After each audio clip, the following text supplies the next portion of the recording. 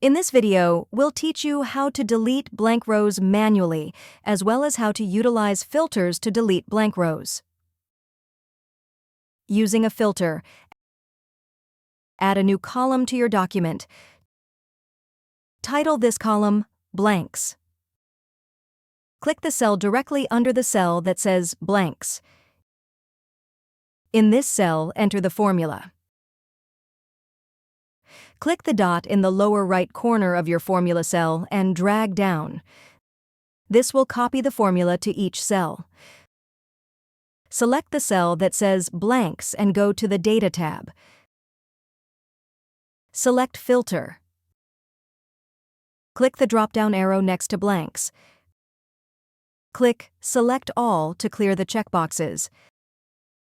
Select 0, then click the OK button. Blank rows will have a value of 0 in the Blanks column. Select the blank rows. Right-click any one of the selected rows and press Delete Rows. Remove the filter by pressing the Filter button again.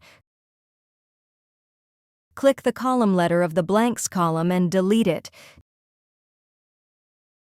Deleting blank rows manually. Click the row number next to the blank row. Right-click any one of the selected rows and press Delete Rows.